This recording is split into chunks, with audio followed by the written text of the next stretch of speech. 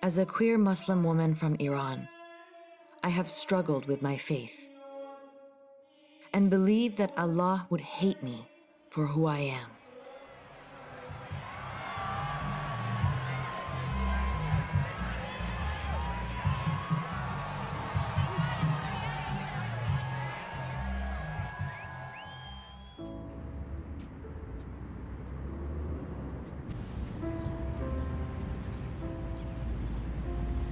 I always thought about who I am, my identity, and my connection to the universe or God. I grew up learning that being queer is a sin, punishable by death in the Islam I was taught. But I also learned that God is forgiving, and that whatever happens in your life is between you and God. So will God forgive me for who I am, or did God create me as I am? I don't think being queer is a choice. I wasn't aware of it in Iran because it is a country that doesn't educate you about identity or sexuality, and where the president claims there are no queer people. In Iran, we don't have homosexuals like in your country. It's a country where women have no rights and are murdered or raped, with punishments nearly as severe as death for merely showing their hair because of the version of Islam practiced there. I have this deep-rooted fear that if I am open about who I am, I might be killed. But I remember that I am safe in the free country of Canada. Even though I am safe here, it wasn't always easy to feel accepted for being queer. Now, it's more common to feel comfortable identifying as who you are. I wonder why I chose now to try to find a reconnection with God. Is it because I merely want to be myself without fear and hiding? Is it to seek validation and acceptance within my Muslim community? What am I in search of with the question, can you be queer and Muslim? I am 29 years old and my pronouns are he, him. My gender is male, although I've been playing around with the idea of being non-binary. I live in Canada and I have lived here for 15 years. I'm Middle Eastern, but I'm not comfortable sharing exactly which country I'm from.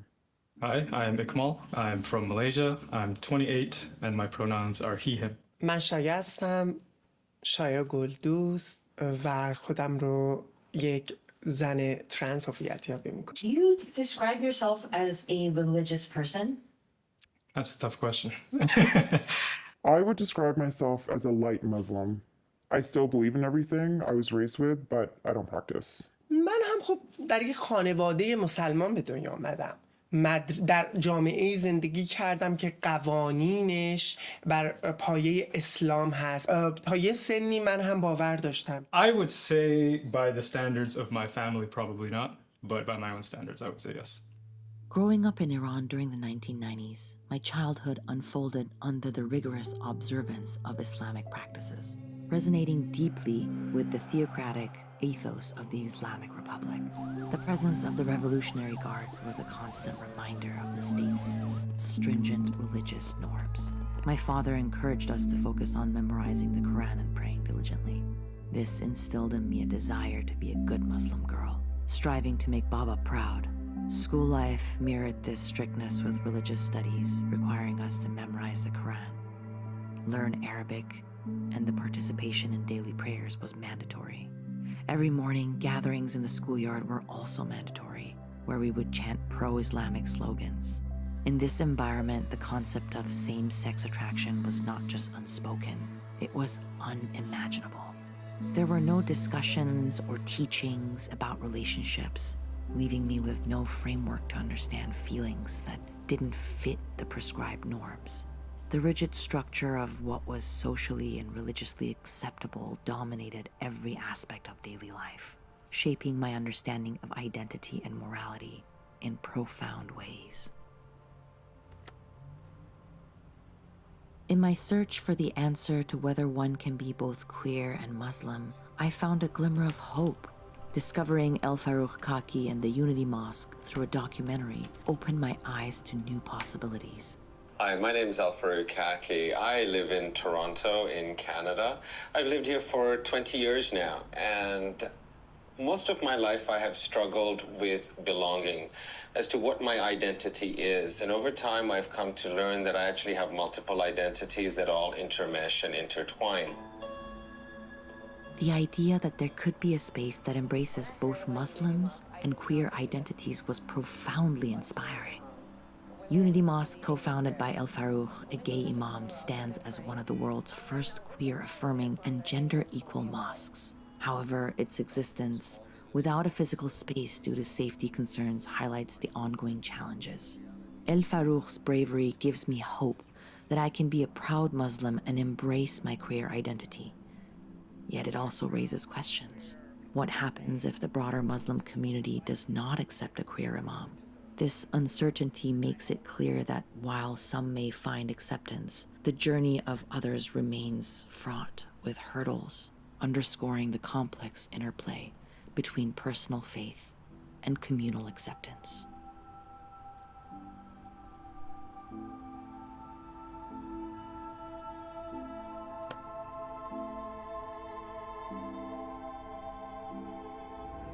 As I continue my search and try to connect, the lack of clear answers and sudden silence becomes disheartening.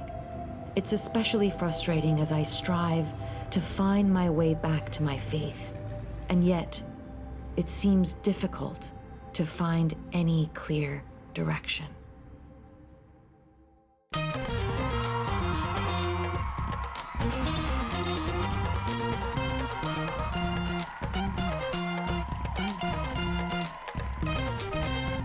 Okay, specific request from my mom, Lindsay. This is so important for the show. Somebody that doesn't have a logo to sit here, and she wants a handsome young man. That's a specific request from my mother. I am 3-in-1. I'm 3-in-1, like 3. My name is Puran Dokht, known as Puran. I live mainly in Victoria, and also I travel to Iran. I'm nervous because I'm gonna be like doing my set in front of my mom for the first time, and it's kind of, you know, like got some intimate details in the set, so I wonder how she's gonna react. I hope she likes it. Let's make a good show!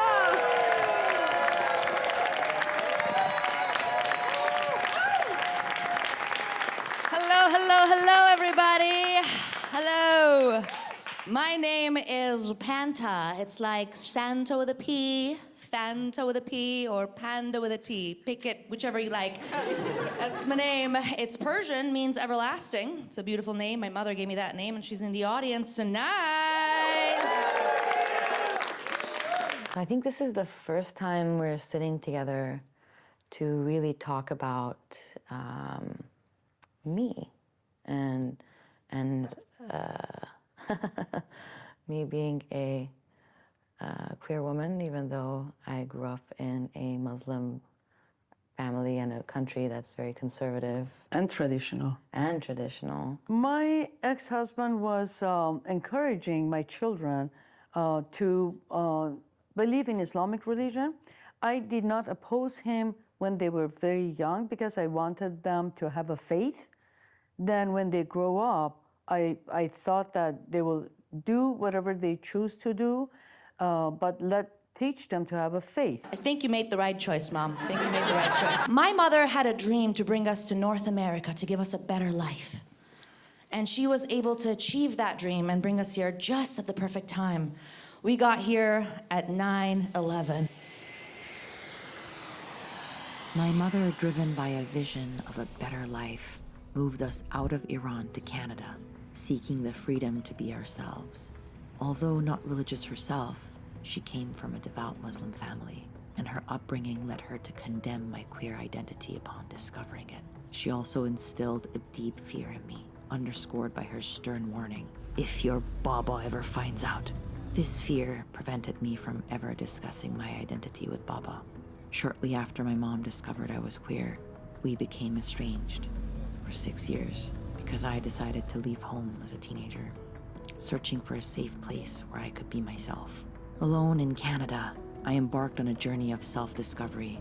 It took years, but by 2017, I was ready to fully embrace and openly express my queer identity. Now there's no going back to hiding. For me, it's about finding a community and seeing if the faith I grew up with, and importantly, my religious father, can accept the complete person I am today. This documentary is a step towards sharing my true self with my father, filled with the hope for acceptance and understanding. When we came from Iran to Canada, I was even thinking of still continuing to wear the hijab, to keep Baba proud, because Baba would really praise me for following, if I memorized the surah and Quran, like a verse from the holy book that we have.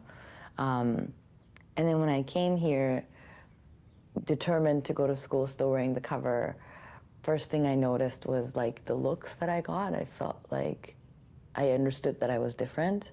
That was the first part where I think I kind of started separating a little bit, distancing myself a little bit from from the religion, trying to assimilate into the Canadian society at the time. Growing up, Panta was more sort of tomboy and liked to play with boys' toys, but at the same time, my sister had a son who liked to put lipstick on. So we did not look at these things as something, we thought that they're just imitating what they see around them and pick up what they want. So it never, ever occurred to me that she might be queer at all. Growing up in a country like that, you want to fit in. So I tried to fit in. I tried to be a good little Muslim girl to make my dad proud. And I did that until I found out that I was queer. And you can't be queer in Islam. It's a sin. The government in Iran doesn't even believe that there's queer people in Iran. In Iran, they would just execute them. And it's looked down upon, and it's absolutely not acceptable, and they think that that's a sickness. That's diversion from being proper. Growing up in a Muslim household too, especially a strict Muslim household with 3 females in the house, my mother, my sister, and I, there was a strict rule of no boys in the house. Girls, however, you could bring home an abundance of. In your face, strict parents, because that's exactly what I preferred. The way that I found out about my daughter being queer was absolutely shocking to me. So I had a best friend over one time and for a sleepover, and because I was cocky, I was like, no, not the bedroom, the living room pull-out couch. So we go to the living room, have a sleepover, having a good time, watching a movie finishes, we go under the blanket, have a really good time, those good times where they're calling your name like Panta, oh, Panta like Santa, oh. It was a really good time until my nosy Middle Eastern mother decided to tippy-toe towards the living room. As I walked in her room, she had a girlfriend over, and I saw something that it was very improper. Oh, I wonder what that noise is. Why is somebody calling my daughter's name? Panta? Panta like Santa? Why does it smell like fish tacos? She goes to the living room and she sees something moving under the blanket. She's like, oh, I wonder what that is. Let me see. I just went crazy. Where is your hand? I get so panicked, I pull out the hand. I'm like, in her vagina. She's like, I slapped her. Slaps me across the face, and I was so panicked, and I slap her right back across the face.